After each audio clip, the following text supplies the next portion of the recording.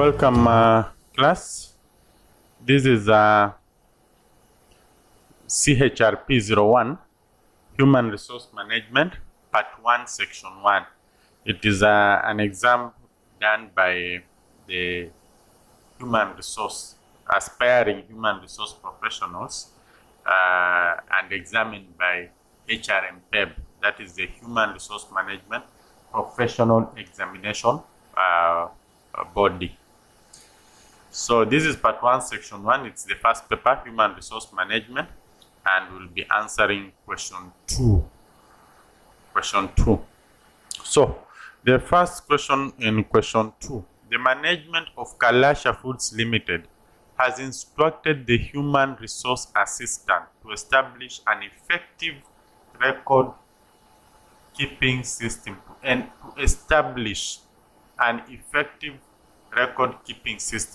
justify the management's instruction. To justify is to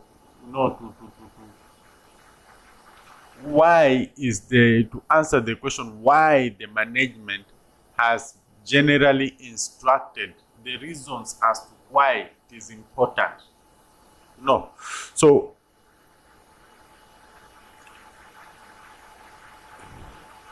we need to justify why it is important to establish an effective record keeping system. What we stand to benefit by having an effective record keeping system. To come up with reasons why we think establishing an effective record keeping system is necessary in an organization as instructed by the management, because it's the management that has instructed the human resource assistant. So we need to justify the management's instruction. Why do we really need an effective record keeping system?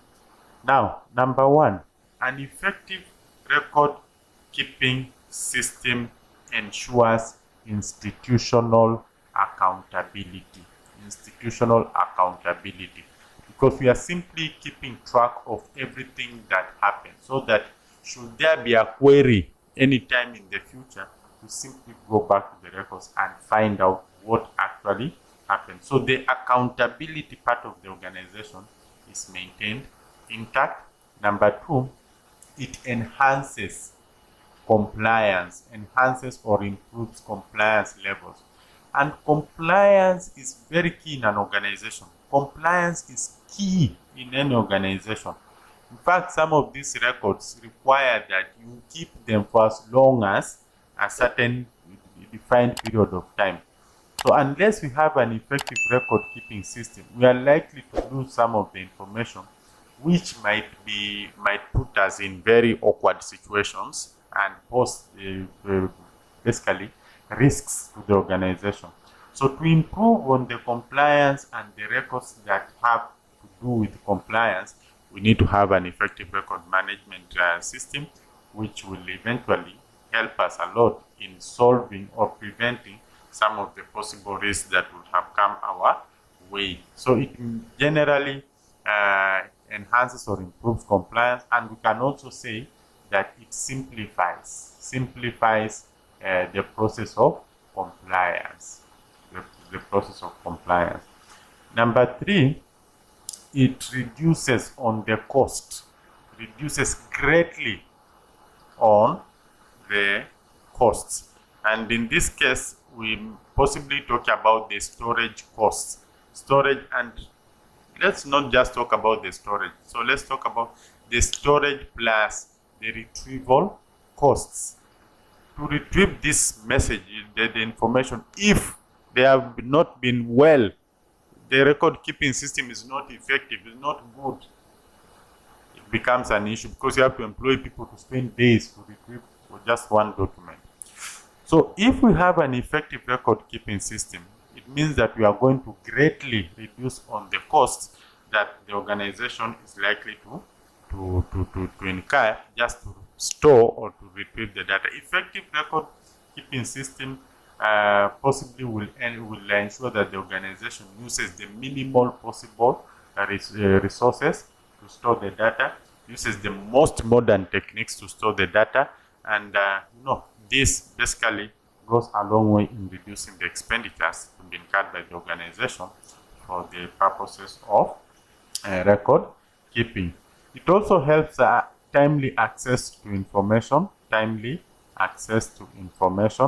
and I hope you know the importance of this, because today virtually all organizations depend on information. Information is what basically provides that competitive edge. We are in the information age. You don't have information.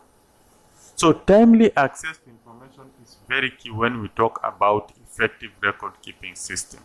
We are likely to benefit a great deal just from this advantage, that we can easily retrieve information when we require that information. That will go a long way in improving the performance of the organization. Then we also talk about the workflows, processes and workflows. So we can talk about improved processes and workflows, better workflows. Let's talk about improved processes and better workflows. When we have effective record keeping system, and this will go a long way in improving the performance again of the organization. Yes, so we need to establish an effective record keeping system, because all these are some of the benefits that will come with that particular record keeping system. So we've also talked about minimizing risks, especially legal risk, legal suits, and so many other risks that will come with that. And even now we have this thing called Data Protection Act, that you don't keep people's private data safely and they leak out, you are likely to find yourself in very huge problems. So you need to make sure that you have an effective record keeping system that can secure your clients' data. Any data that you have that belongs to your clients needs to be kept safely. Then you will have reduced the minimum, the risks. And that is only possible if you have effective record keeping system. Then we also talk of, for the sake of preserving knowledge,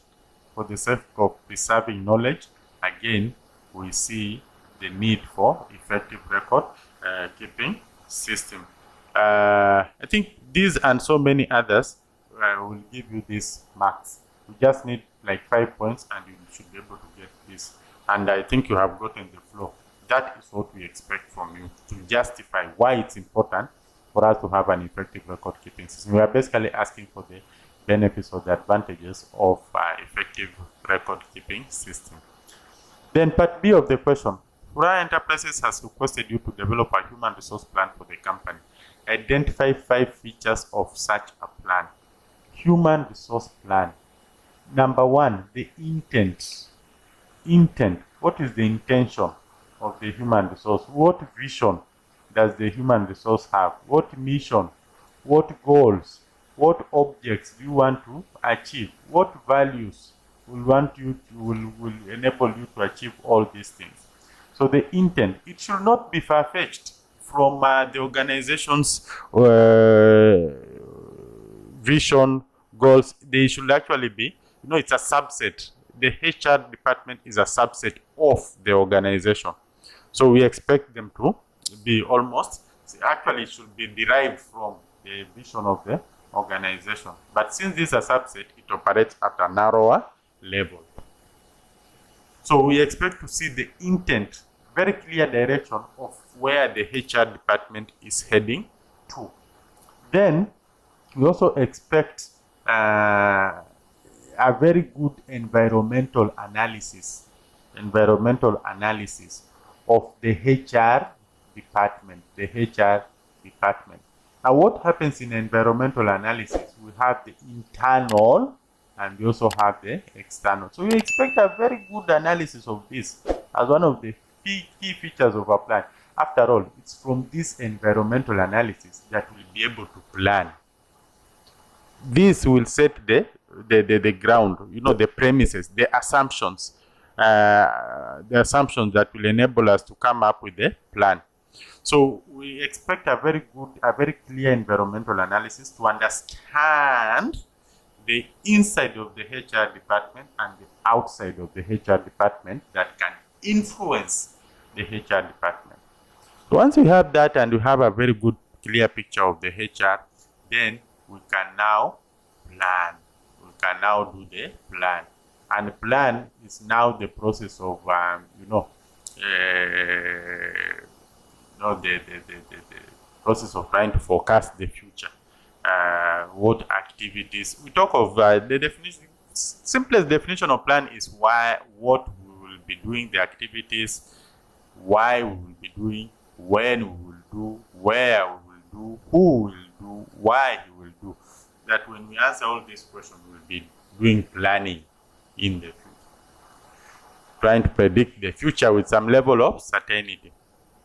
So we expect, as one of the features of the human resource plan, we now expect the plan itself. What are we going to do? What are the time frames?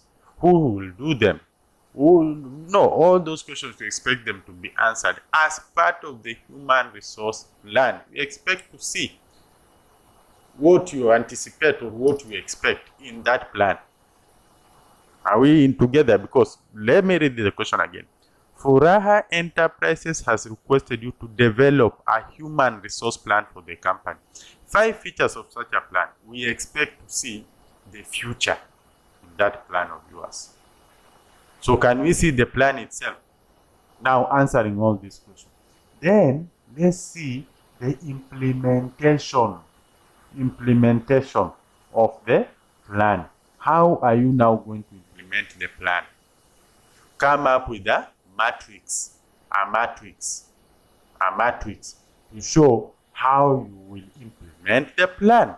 What will show us that you are on course towards implementing the plan. We want you to operationalize the plan. We want it to see it in action, because we have all the intentions to actualize this plan. So can we see the implementation part of the plan? Who will do what?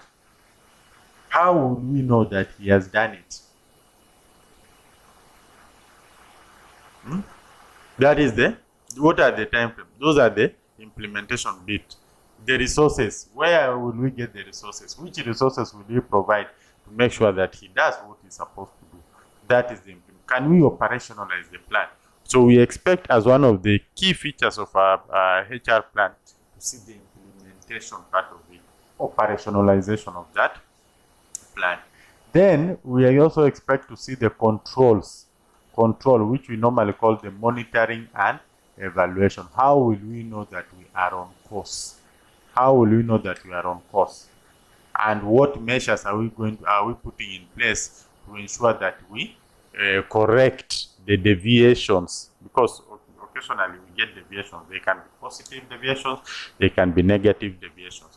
What measures have we put in place to ensure that we correct those deviations? Those are some of the key items that we expect to see in a human resource plan. So if the Furaha Enterprise has requested me to develop a human resource plan for my company, I will talk about the intent, where I want to take the company. I will want them to understand the organization, the department inside out, the needs for the organization. I'll put them very clear. And then I will now come up with the plan, the focus, the prediction, the expectations, and then how will I actualize that? And then finally, we will look at the control measures that we'll have to put in place to ensure that we do corrective measures for better results come next time. So that is that answers my question. 5 features of a plan. Those will be the features. Let's meet in the next question.